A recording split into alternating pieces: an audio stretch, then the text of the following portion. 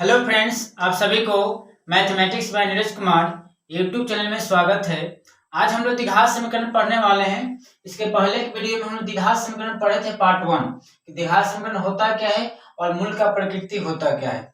इस लेक्चर में हम पढ़ने वाले द्विघात समीकरण मूल कैसे हम लोग ज्ञात करते हैं और द्विघात सूत्र होता क्या है। देखिएगा, पहले हम बताए थे कि द्विघात समीकरण का स्टैंडर्ड फॉर्म क्या होता है, ax² plus bx plus c होता है।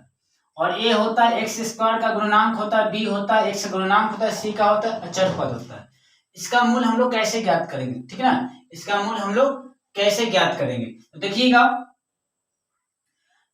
x बराबर होता है -b plus minus under root B square -4ac बटा में क्या होता है 2a।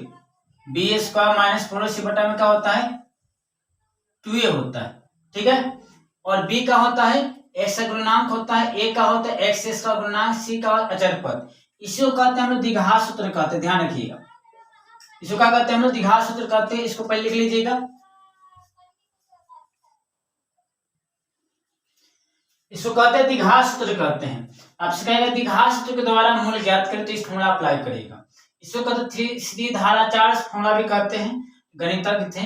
तो x बराबर क्या थे -b plus minus under root B square -4ac/2a। इसमें केस देखेंगे कब हम लोग x मूल का अस्तित्व होगा, ध्यान रखिएगा। जब केस फर्स्ट अगर बी स्क्वायर -4ac का मान यानी रूट के अंदर अगर 0 से छोटा होगा, ध्यान रखिए कभी भी स्क्वायर रूट कभी भी वर्गमूल के अंदर जो भी नंबर होता है हमेशा का 0 से बड़ा होना चाहिए, नेगेटिव नहीं होना चाहिए। तो नेगेटिव है, 0 छोटा मतलब नेगेटिव, इसका मतलब है नेगेटिव हो जाएगा ना तो मूल का अस्तित्व नहीं होगा, इसका मतलब मूल नहीं निकलेगा। तो इसको क्या कहते हैं, जब बी एस का -4ac लेस देन 0 रहेगा, इसको कहते हैं मूल का अस्तित्व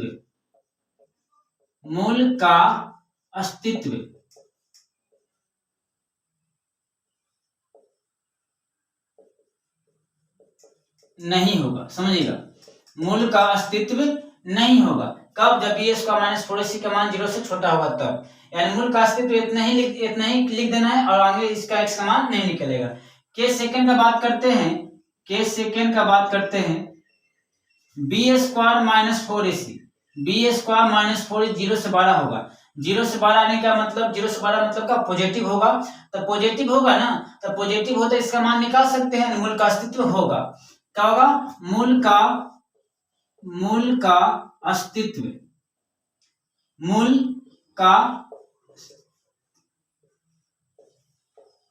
होगा। तो समझिएगा मूल का अस्तित्व कब होगा, जब बी एस का -4ac का मान 0 से बड़ा होना चाहिए। मूल का अस्तित्व कब नहीं होगा, जब 0 से क्या होगा छोटा होगा। केस थर्ड और बहुत ही इंपॉर्टेंट पॉइंट, केस थर्ड में क्या होगा, जब बी स्क्वायर -4ac बराबर 0 आ जाएगा, बी स्क्वायर -4ac बराबर 0 आएगा तो मूल क्या आ जाएगा। तो इसमें बी स्क्वायर -4ac का मान कितना रखिएगा 0, तो x का मान कितना आएगा -b प्लस माइनस इसका मान कितना रखिएगा, इसका मान 0 बटा में कितना हो जाएगा 2a। तो x का मान कितना हो जाएगा, x का मान आपका आएगा -b प्लस माइनस और 0 का वर्गमूल क्या होता है 0, तो यहाँ 0 कर दीजिएगा बटा में कितना होगा 2a। तो x का मान ध्यान रखिएगा 0 जोड़िए चाहे घटाइए कोई प्रभाव नहीं पड़ेगा। तो x का मान कितना होगा -b/2a। इस रिजल्ट को याद रख लीजिएगा, जब d का मान 0, d का मतलब बी स्क्वायर -4ac का मान 0 होगा तो x का मान क्या होता है -b/2a। क्वेश्चन कहता है 0 का मतलब समझ रहे हैं ना, मूल बराबर हो तो x का मान क्या होता है -b/2। इतना करने की जरूरत नहीं है। ऑप्शन क्वेश्चन पूछा राइट पूछा हुआ है कि मूल बराबर हो तो x का मान क्या हो सकता है, चार ऑप्शन दे दिया है तो क्या होगा -b/2a। आपसे हो सकता है कि एक क्वेश्चन कर लेते हैं, ठीक है, एक क्वेश्चन इसमें हम लोग कर लेते हैं, ठीक है ना। तो पहले क्या करना है, मूल कब निकलेगा, जब d का मान 0 से बड़ा होना चाहिए, इसका मतलब bs का -4ac का मान 0 से बड़ा होना चाहिए, ठीक है। इसको पहले नोट डाउन कर लीजिएगा। चलिए, तो मूल का अस्तित्व हम लोग देख लिए, जब bs का -4ac का मान 0 से बड़ा होगा तो मूल का अस्तित्व होगा, 0 छोटा होगा तो मूल का अस्तित्व नहीं होगा, या इसका मतलब ये होगा कि x का मान नहीं निकलेगा। और मूल बराबर हो जाएगा तो x का मान कितना आएगा -b/2 माइनस बी अपन कितना आ जाएगा 2a आ जाएगा। चलिए एक क्वेश्चन करते हैं, एक क्वेश्चन करते हैं x square plus 4x plus 4 बराबर 0।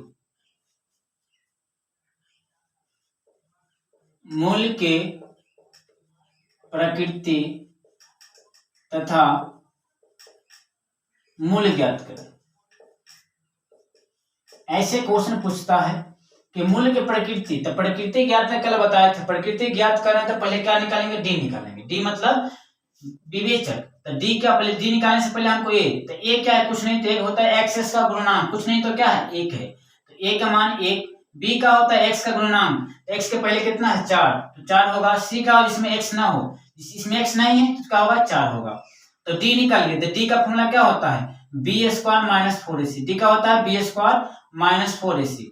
तो यहां से बताइएगा बी का मान कितना है 4, 4 के स्क्वायर कितना, 4 के स्क्वायर 4ac। ए का मान कितना होगा, ए का मान 1, और सी का मान कितना होगा, सी का मान कितना होगा 4, और 4 के स्क्वायर कितना होगा 16, और 4 चौके कितना होगा 16, 16 में 16 जाए कितना बचेगा 0।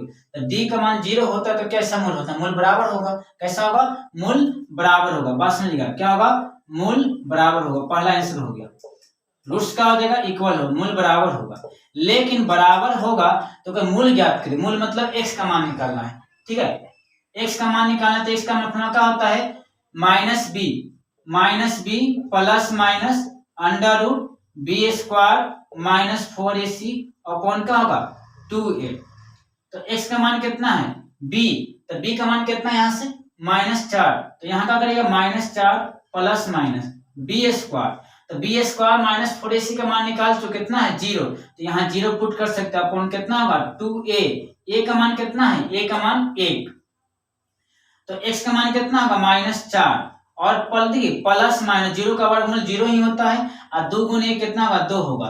तो यहाँ से बताइएगा x का मान कितना निकल गया, -4 प्लस माइनस 0, पहले 0 लेते हैं प्लस 0, तो क्या कंडीशन आएगा +0 अपॉन कितना 2, तो x का मान कितना आएगा -4 प्लस 0 कितना होगा -4, और -4 में 2 से भाग करें कितना 2 दूनी 4, तो x का मान कितना आएगा -2। कब, जब पॉजिटिव लेने पर, प्लस लेने पॉजिटिव वैल्यू लेने पर।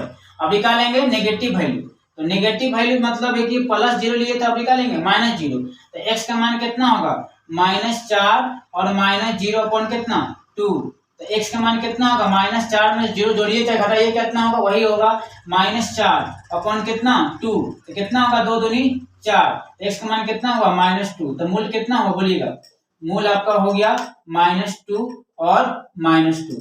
ध्यान रखिएगा मूल आ गया और आपका मूल का प्रकृति भी आ गया। तो इसको एक और तरीका से बना सकते हैं, जब मूल बराबर होगा तब कंडीशन आपको लिखवाए थे, क्या लिखवाए थे, x बराबर लिखाए थे -b/2a। देखिए दूसरी विधि, जब मूल बराबर हो तो इसका मान क्या लिखाए थे -b/2a। आपको रिजल्ट लिखवाए थे, तुरंत बनेगा, 1 सेकंड में बन जाएगा। b का मान क्या है, b का मान आपका है 4, तो यहाँ क्या रखिएगा -4 अपॉन 2। a का मान कितना है, a का मान यहाँ से कितना है 1, तो x का मान कितना आएगा 2 दूनी 4, तो x का मान कितना है -2। मूल बराबर है, दोनों मूल बराबर होगा, -2 होगा और -2 होगा। क्लियर है, तो यहाँ से लिख सकते हैं, ठीक है। तो जब भी क्वेश्चन आए मूल बराबर होता है तो x का मान कितना है -b/2a होता है। तरीका तो यही है, लेकिन इसको शॉर्ट मतलब बेस्ट अप्रोच समझ सकते हैं कि शॉर्ट फॉर्म में कैसे इसको सोल्व करेंगे। तो क्या करना है, इसको पहले नोट डाउन कर लीजिएगा। एक और क्वेश्चन कर लेते हैं, जब तक क्वेश्चन नहीं करेंगे तो कांसेप्ट क्लियर नहीं होगा। एक और क्वेश्चन कर लेते हैं इस पर, ठीक है, इसको लिख दीजिएगा और इस पर ध्यान रखिएगा। द्विघात सूत्र के द्वारा आपको कहा मूल ज्ञात करने के लिए ना द्विघात सूत्र का ही फॉर्मूला अप्लाई करिएगा। ऐसे मूल ज्ञात करने के लिए बहुत विधि होता है, गुणनखंड विधि भी होता है, पूर्णवर्ग विधि भी होता है और द्विघात सूत्र भी होता है। हम लोग द्विघात सूत्र पढ़ रहे हैं, आपको मतलब पूर्णवर्ग विधि बताएंगे और गुणनखंड विधि बताएंगे, ठीक है। तो इसमें समझ रहे हैं। अभी एक और क्वेश्चन करते हैं इसमें, चलिए एक और क्वेश्चन करते हैं। कहता है क्वेश्चन देखिएगा, क्वेश्चन कहेगा x² + x + 1 = 0। तो कहेगा मूल की प्रकृति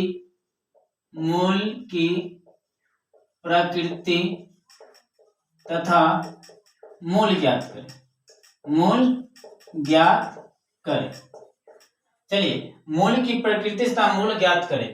तो देखिए पहला बात है कि प्रकृति कहेगा तो डी का मान निकालना पड़ेगा, तब ना 0 से बड़ा होगा तो वास्तविक कहिएगा, 0 छोटा होगा तो काल्पनिक कहिएगा, और 0 के बराबर तो क्या कहिएगा, बराबर कहिएगा। तो पहले डी निकाल, डी का मतलब ए बी सी चाहिए, ए होता है तो कुछ नहीं तो क्या है, एक है, ए का मान 1, बी होता है तो बी का मान कितना होगा 1, सी का मान इसमें x नहीं 1 है, डी का मान कितना होगा बोलिए बी स्क्वायर माइनस कितना होगा 4ac, बी का मान कितना होगा 1, तो 1 के स्क्वायर 1 और माइनस 4, ए का मान 1 और सी का मान कितना होगा 1, और 1 में 4 गुने 1 कितना होगा 4, और 1 में 4 घटे कितना बचेगा -3। नेगेटिव आ रहा है इसका मतलब क्या है, 0 से छोटा है, नेगेटिव मतलब 0 से छोटा है, इसको हम कह सकते हैं डी का मान क्या होगा 0 से छोटा है, और 0 छोटा होता है तो बताइएगा मूल कैसा होता है, काल्पनिक होता है, हम कह सकते हैं मूल कैसा होगा, मूल आपका काल्पनिक, पहला ऐसा। मगर इसमें कहिएगा कि आपको मूल भी ज्ञात कर, मूल मतलब x का मान ज्ञात कर, काल्पनिक हो। तो ध्यान रखिए आपको बताए थे कि जब d का मान 0 से छोटा होता है तो मूल का अस्तित्व नहीं होगा, इसका मीनिंग ये होता है कि मूल नहीं निकलेगा, x का मान नहीं निकलेगा। तो यहाँ 0 छोटा है तो क्या लिखेंगे आंसर में, मूल का अस्तित्व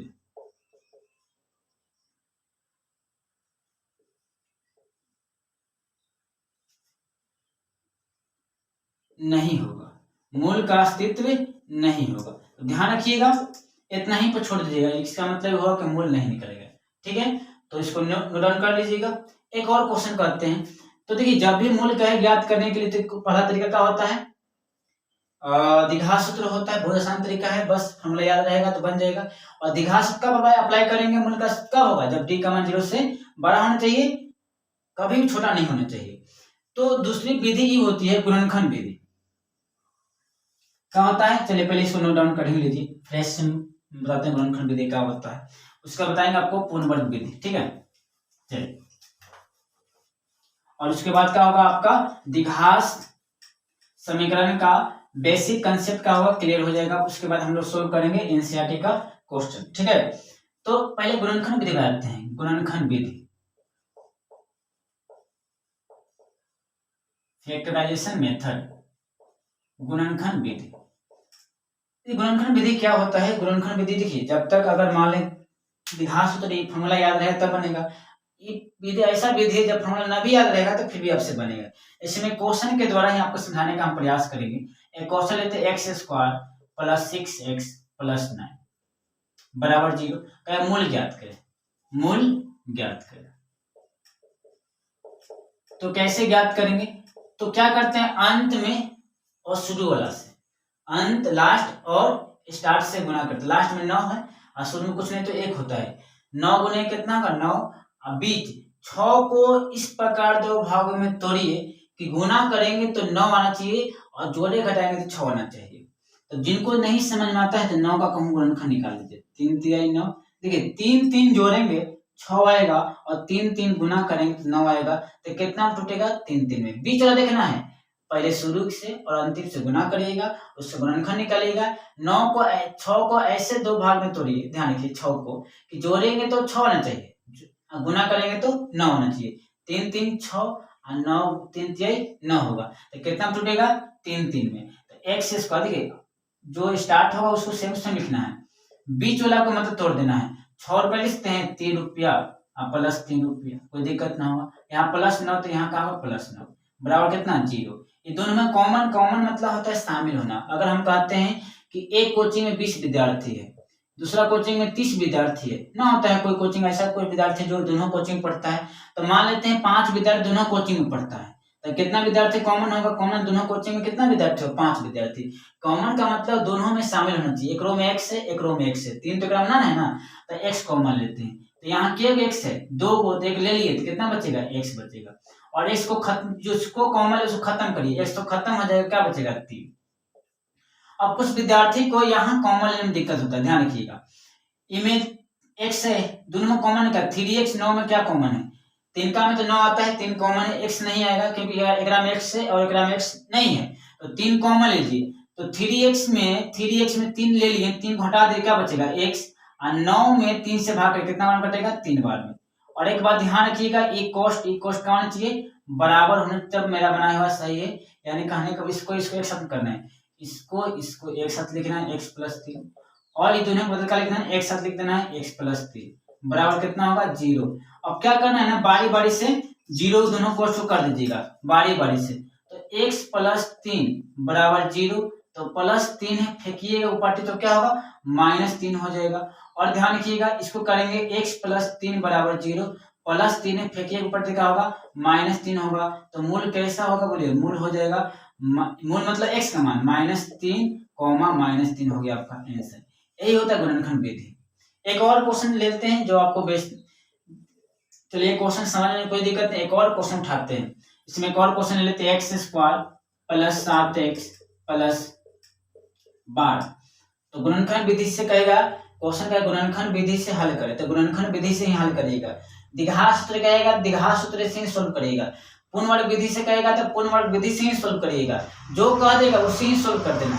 तो पहला काम क्या करना है, अंत में और शुरू से गुना करें।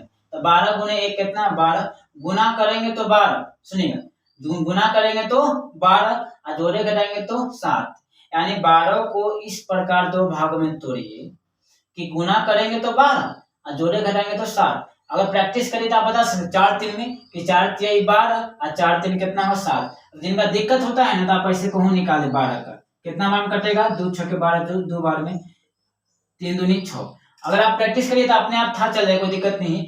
हम 2 को साथ में लेते हैं, 2 दूनी 4 और 3 को अलग करते हैं, तो 4 3 जोड़ेंगे तो 7 आएगा और 4 3 गुना करके कितना होगा 12 होगा। यानी 12 को 4 3 में हम तोड़ सकते हैं कि 4 3 गुना करेंगे तो 12 होगा और 4 3 जोड़ेंगे तो कितना होगा 7 होगा। तो कितना टूटेगा बताइएगा 4 3 में, तो x square plus 4x plus 3x। कुछ विद्यार्थी लगता है कि 4 3 पहले का जो आपको मन करता है उसको पहले, कोई आंसर में कोई प्रभाव नहीं पड़ेगा। प्लस 12, ये इसका मतलब बीच वाला का तोड़ना है, बीच वाला को तोड़ना है और शुरू वाला और लास्ट में कोई मतलब है कि चेंजिंग नहीं करना है। दोनों में कॉमन क्या है, एक रो में x कॉमन है, 2 को x से ले लेंगे कितना बचेगा, एक x बचेगा और x ले लिए क्या बचेगा 4 बचेगा। और जिन व्यक्ति का इसमें कॉमन में दिक्कत है, आसान तरीका बताते हैं, जो कोष्ट यहाँ है वही कोष्ट यहाँ लिख दीजिए, x प्लस 4 तो x प्लस 4। लेकिन यहाँ कितना था 3x, यहाँ क्या लिख दिए x, इसका मतलब x के पहले उड़ा दिए, तो उड़ा दिए तो मतलब कहूँ 3 उड़ जाएगा, यानी कहने का मतलब क्या है 3 कहाँ जाएगा यहाँ, तब ना 3 गुना x 3x होगा। देखिए x प्लस 4 तो x प्लस 4, यहाँ x के पहले 3 है, यहाँ x के पहले कितना 1 है, 3 आना पड़ेगा तो 3 से गुना कर दिए बराबर कितना हो 0। आसान तरीका बता दिए, इसको और इसको दोनों का करना है एक साथ लिखना है x प्लस 3, ये दोनों जो बराबर कोष्ठ वाला होगा ना दोनों को एक बार लिखना है, 2 बार नहीं एक बार। तो x प्लस 4 बराबर 0, तो यहाँ से दोनों कोष्ठ को बारी बारी 0 करिएगा, तो x प्लस 3 बराबर 0, x बराबर प्लस 3 तो क्या होगा -3 और इसको भी 0 करिएगा, x प्लस 4 बराबर 0, तो प्लस 4 तो क्या होगा -4। तो मूल क्या होगा बोलिएगा, मूल कैसा हो जाएगा -3 और -4 हो गया आपका आंसर। ठीक है, तो आज बस नहीं रहने देते हैं। अगर आपको वीडियो अच्छा लगा होगा तो चैनल को लाइक करें, शेयर करें और सब्सक्राइब करना ना भूलें। ठीक है।